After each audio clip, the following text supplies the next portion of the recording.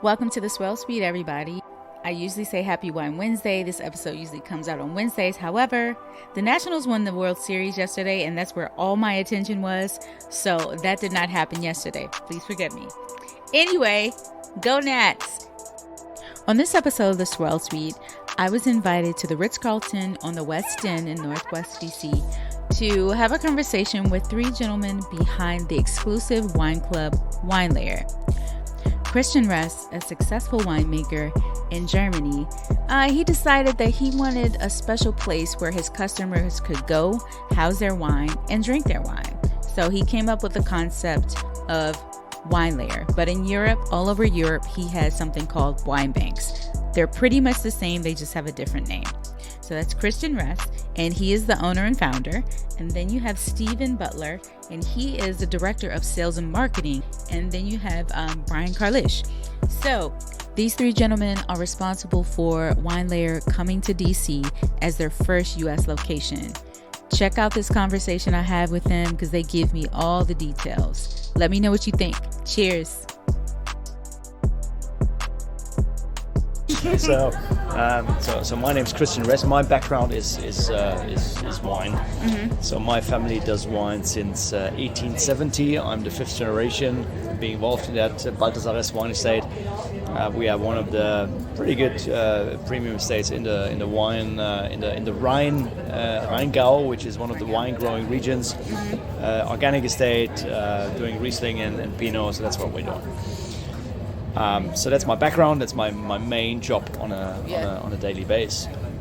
But what happened several years ago, or many years ago, was that when I started to work with my father and for my father in the estate, I was confronted with quite often with a request from people buying our Buttlar wines and wishing them to be kept at the estate. So they wanted to buy them now, pay them now, but leaving them for a occasion later. Got it. Which is, typically would be marriage of the kids at one point. So, that's why you quite often buy precious wines. And this was something that I never really could offer to these people due to a lack of place, the lack of of organization for holding stocks which are not owned by me. So I couldn't offer this to them. But I found that I thought to myself I have to offer them something at one point because this request came again and again. They wanted to leave the wine at your facility. Exactly. Was there a certain reason? Was there more than one reason? Because they know that's the place where they've been made and that they would be perfectly stocked, in perfect conditions. And that's always, you're sure that they are treated and stored properly at the source. So that was the request. And then I can track it exactly because it was during a flight in 2003. So that's quite long ago already. During a flight on the airplane, I wrote wine bank on that piece of paper, which was like my initial idea for a potential name for that project.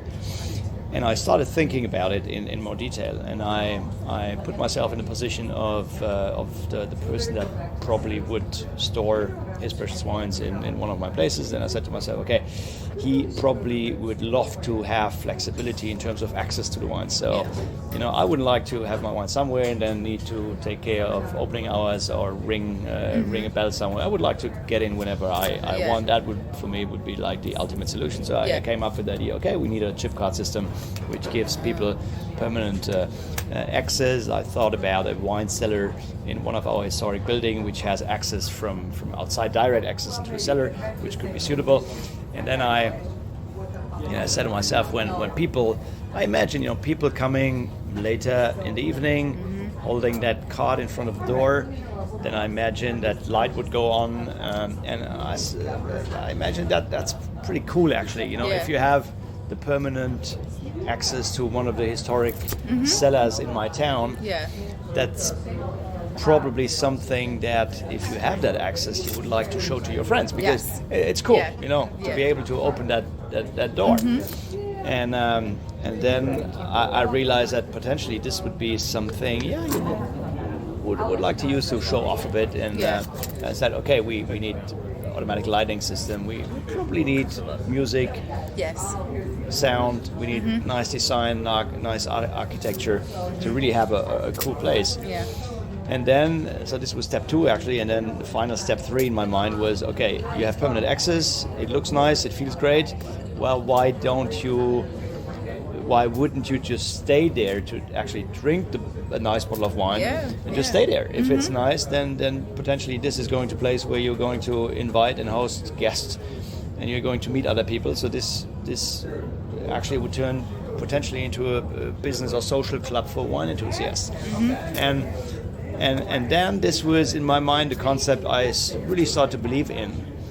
And on the other side, I knew that to do it that high end in terms of architecture and design would be quite expensive. So it was not like a easy decision. So I had it in the back of my mind for several years.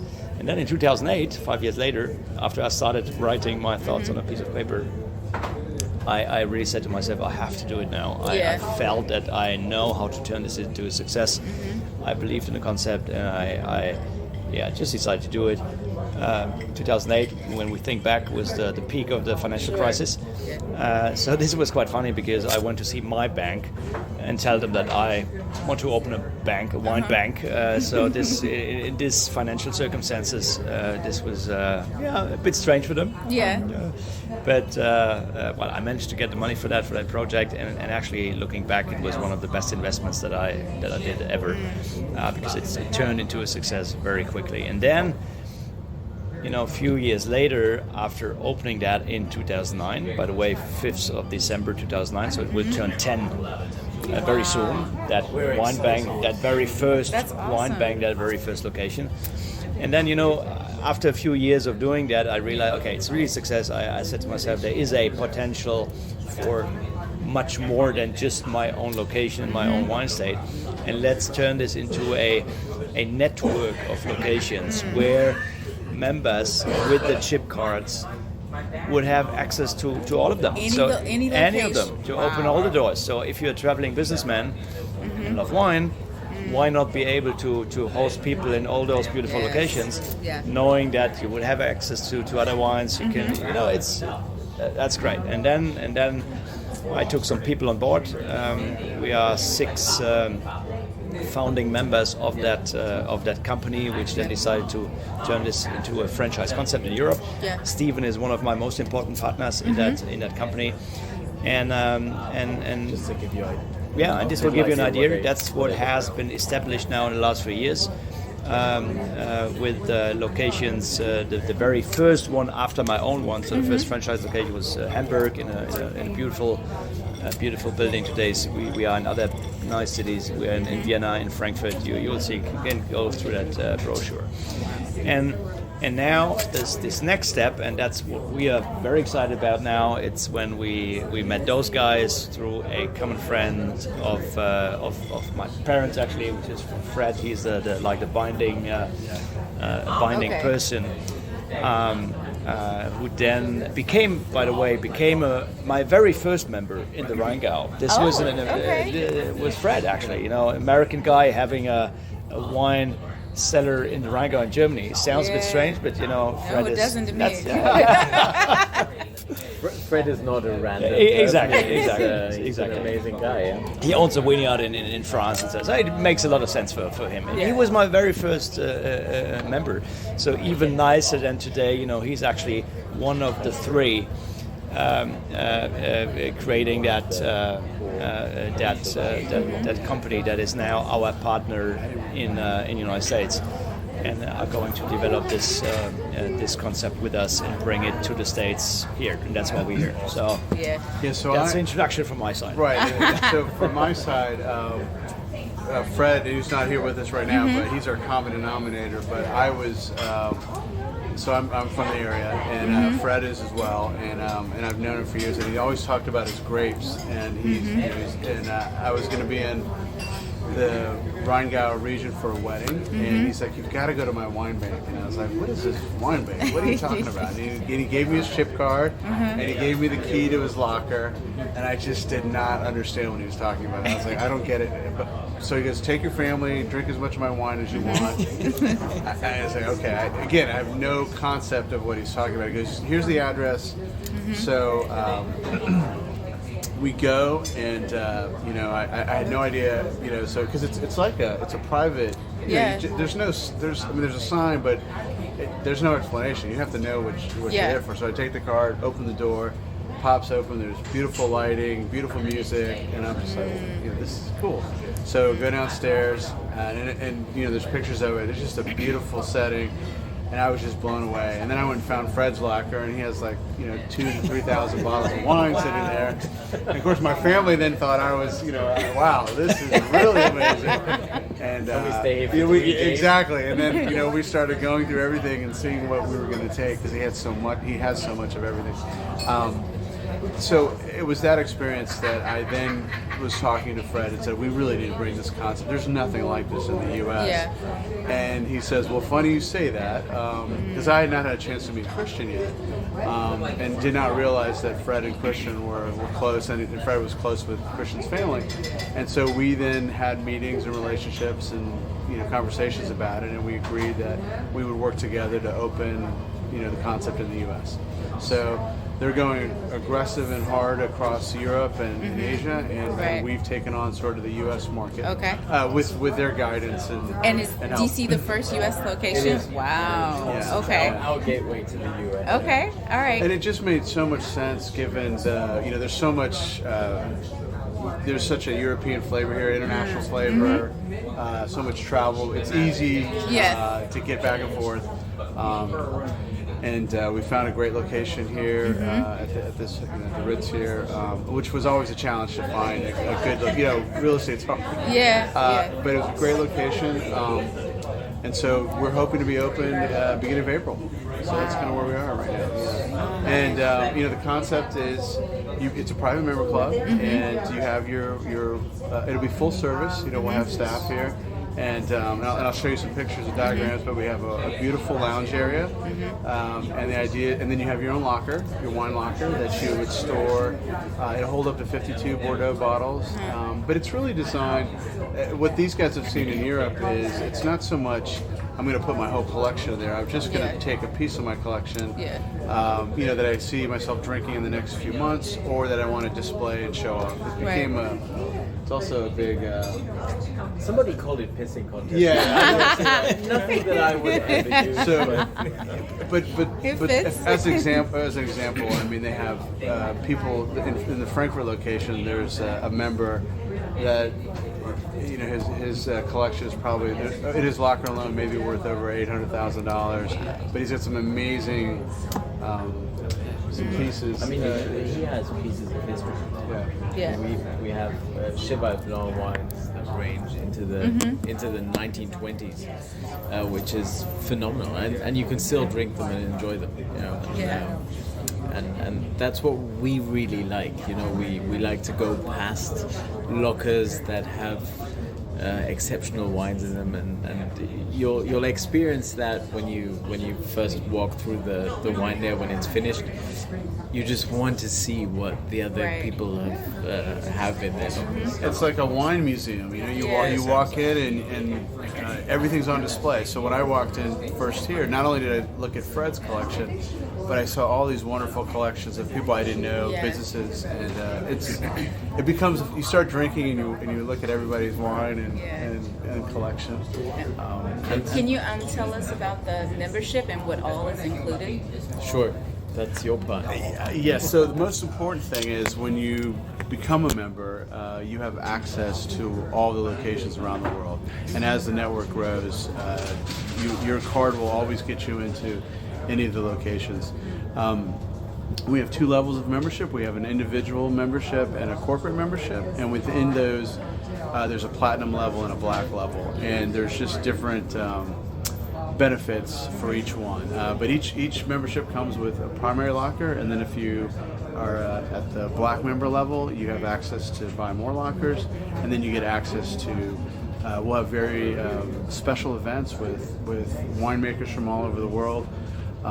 We also have events with, whether it's jewelry or Rolex or high-end car manufacturers, just more the luxury brand market and unique experiences.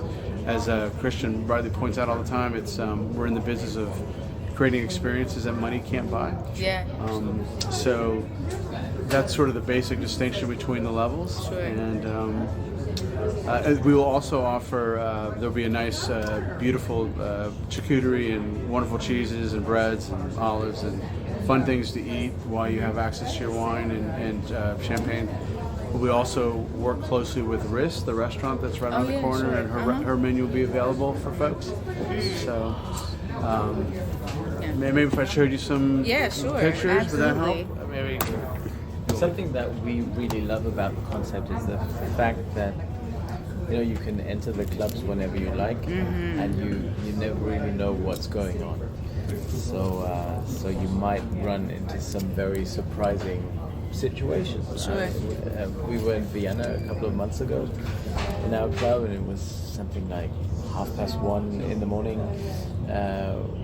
and we just wanted a little nightcap down there, and we entered the facility and we were opera singers. What the hell's going on, right? So we opened the door, and there were 3 opera singers with their entourage getting horribly wasted and singing songs for us and pouring their wine for us. So that was so crazy, and we Googled them afterwards. They were That sounds like something in a movie. It was like a Tarantino movie. It was really cool, and those are the kinds of experiences that we love to. And when we use our wine bank locations for business, that's exactly what we want. A cool crowd of people getting together and just talking about great wines. I have a question about the exclusivity of the club. People love exclusivity, and they're going to chase it here. How are you going to control the numbers? And is there a requirement for members? In what sense? Do I need to have a certain amount of wine, or great is an application process or something? Right. Well, we absolutely want to make sure that we have members that are actively engaged with the community. We would hate for somebody to just be a member and never show up and never come and be engaged. Yeah, that's important. But I think we've talked about that. There's definitely we want to make sure that we have people that are interested in wine. But it's a fairly open process at the moment.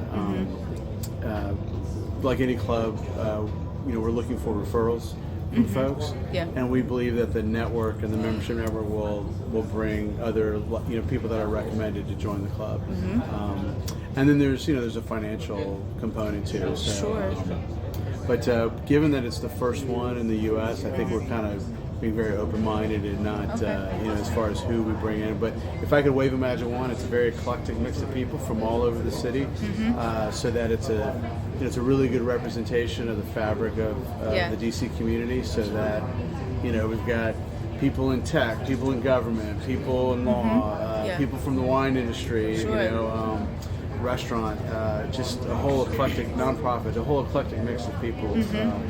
So we're trying to do an active reach out to those communities so that we kind of bring in, the who's who of those communities. And it's we've talked about this before, where wine is such a it really brings people together. It does. There's no boundaries. Yeah, it has no boundaries. It's just a nice way, and these guys keep asking me questions about what's going on in the U.S. and it's a stressful city here in D.C. So we think wine is a great way to sort of tone the temper down a little bit and make us come together. And so we're excited about the concept and what really more the community side of it, building this community of wine lovers and people that enjoy wine and travel and. One of the things I was going to bring up too was I've had the pleasure of visiting all the wine bank locations, and we were in Hamburg one day, and there was a French winemaker that was there doing a tasting, and we just were able to join that. And I wasn't expecting, it wasn't on my calendar the day, so it's just something I fell into and dropped in. I got to do a really cool wine tasting with a French winemaker. That's something that is really important to us as well, that we get a wine community there as well. So lots of our members own wineries or in the wine trade. So at least I would say at the moment perhaps 10% of the members are involved in the wine business. And that's a very important component because they bring in wine people, wine lovers. So that day in Hamburg, I remember it very well. I think we had like 3 or 4 wine events. I think there was a winemaker from Villa Maria, from New Zealand there. We started the day with a French guy from Veritable. Right. Then it went. Right, that's right. Then we had an Italian guy was there. It was crazy. I mean, it was just the wine world was getting together in one place. Yeah. And I was just sitting there and enjoying the scene because it was exactly what we envisioned like 10 years ago. Yeah, that's wonderful. Yeah, so in addition to the DC, so again, as a member of the DC WineLair and having access to all these locations around the world, if you find yourself traveling to these locations, you very much can enjoy a really unique experience in those cities and destinations that you just wouldn't have if you're a regular tourist. Right. You really get a sense of the local wine community in those destinations. So again, if you're into wine, you now can have a one-up experience on your wine friends. Definitely. If you ever come to Vienna and to the wine bank in Vienna, and you run into our wine blogger friend Leo, make sure that your liver is in a good condition because he'll take you through Vienna and show you everything. Can't wait to No, he's a cool guy, honestly. So these are just some renderings. Obviously, we're in construction right now, and it is we're happy. Well, actually, we won't be able to take it's closed up right now, but anytime going forward, happy to show you. But right now, it is a disaster inside. But this is a rendering of the exterior. Very sexy, modern. It'll have some different lighting schemes up here, but it kind of gives you a general sense as you look from the outside. And at a very high level,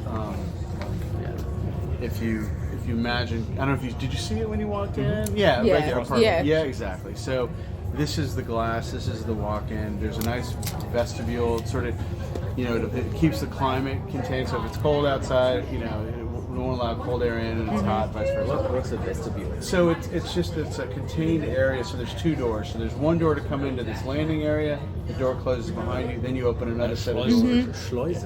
Okay.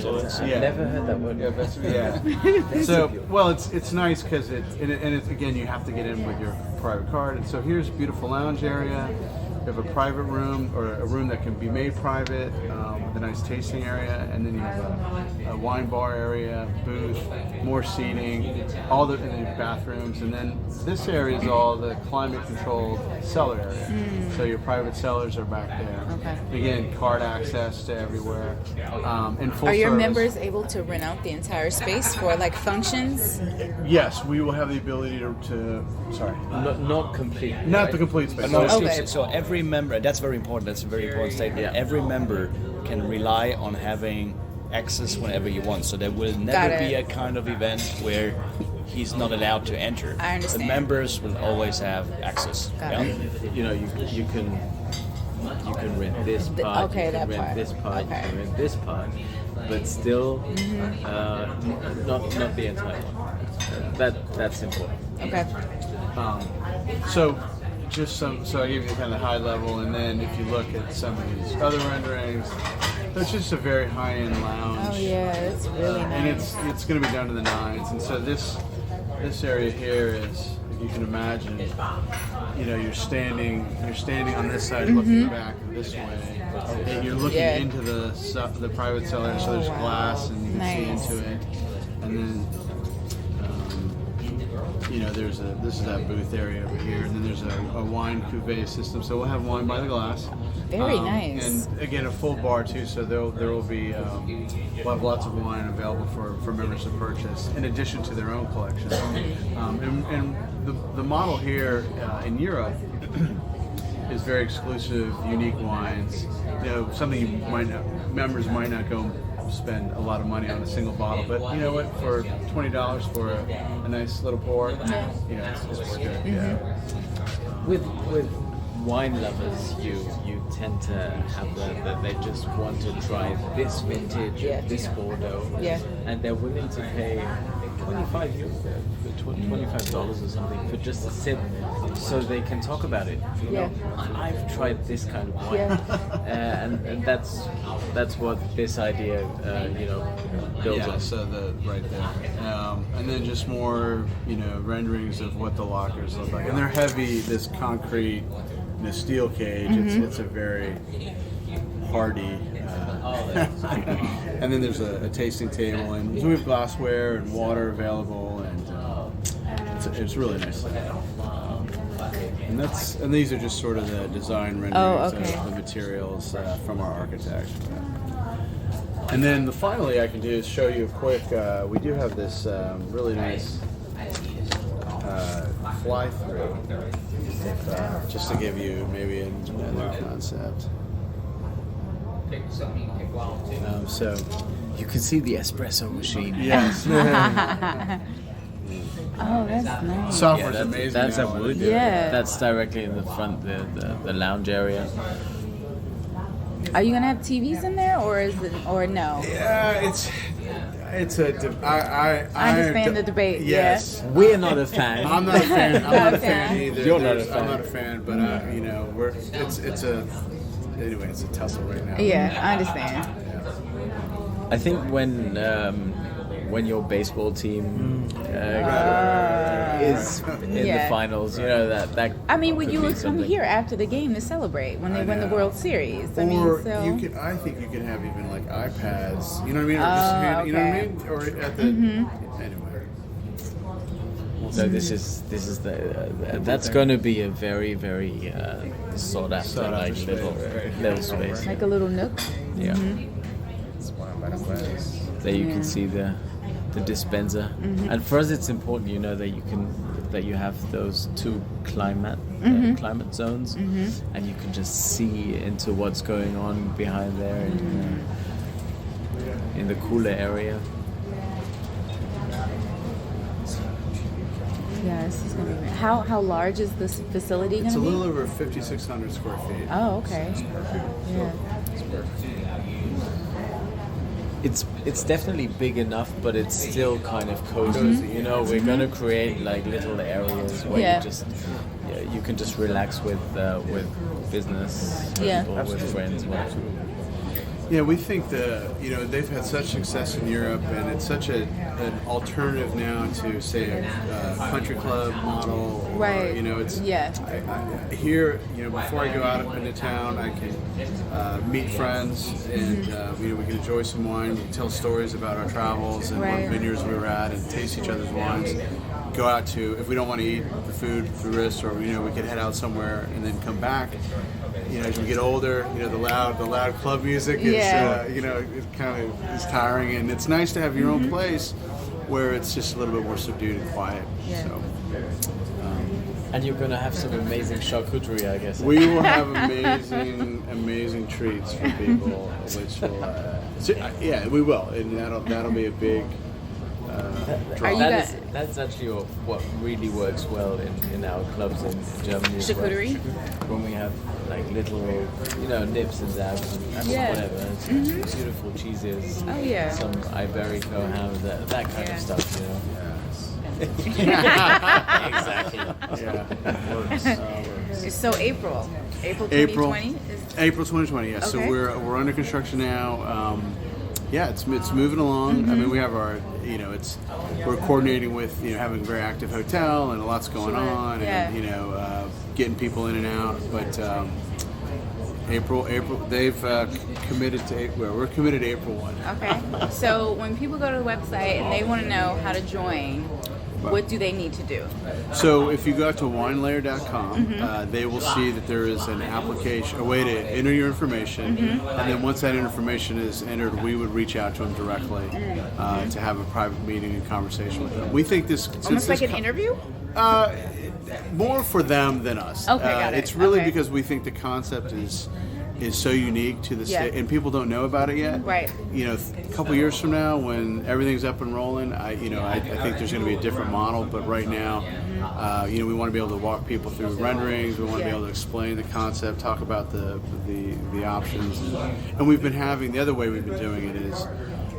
We've been having these tasting events, and we're trying to have at least 2 a month, where we'll invite interested people into the community, people that have gone out to the website, and then at that time, tonight, unfortunately, given the status of the construction, we're not going to be able to do a tour, but in the past, we've done walkthroughs of the site, and as the facility gets closer to completion, we'll continue to walk people through, and just so they can, see it and touch it.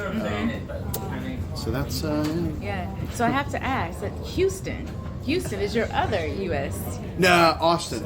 Yes, sorry, Austin. Yeah, we don't have a space yet in Austin, but we are actively looking for a location. Okay, so why Texas and not like the West Coast or California? Great question. So there's plenty of interest from all over the country, so Austin has a pretty big wine community. It's a little bit of a funky, Texas wines, and it's a growing area. And Fred, the other founder, has a lot of ties into Austin, and our third founder is also from Austin, and lots of ties into that community. So those were two DC and Austin were two communities that we really know well, and have lots of relationships and contacts to understand the market.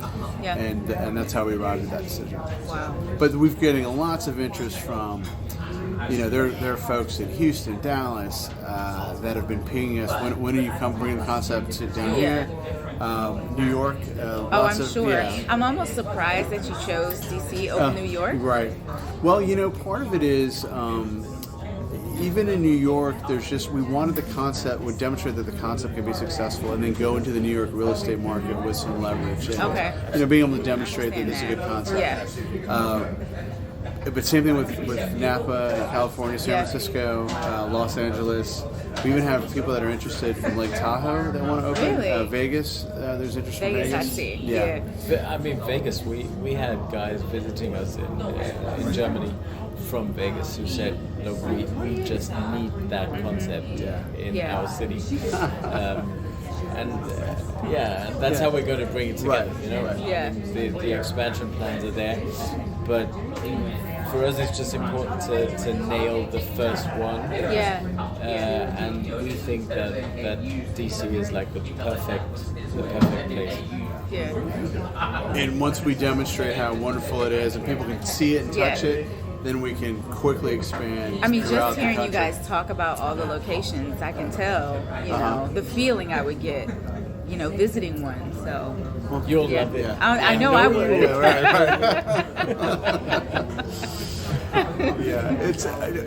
It's an exciting concept. Okay. Yeah.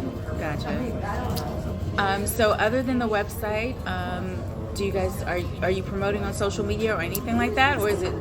Yes, we're on Instagram, we're on Facebook. Okay, at WineLair. At WineLair, yeah. Okay. They can find us. And Wine Bank too is another starting point. So, the parent in Europe is Wine Bank. The parent in Europe is Wine Bank. Got it. Yeah, on Instagram we're on Wine Bank Original. Wine Bank Original. I like it. Well, thank you so much for having me. Of course, yeah. This was certainly a pleasure. It was for us. Thank you. Yeah. Thanks for coming. And you're actually one of the first bloggers that we're sharing the idea with. Wow. In the States. God, I'm floored. Wow. Thanks for joining the Swirl Suite, everybody. I hope you enjoyed this episode as much as I did. Don't forget to like, subscribe, and please leave a comment. Check out WineLair's website and keep up with their progress. Have a wonderful weekend. Cheers.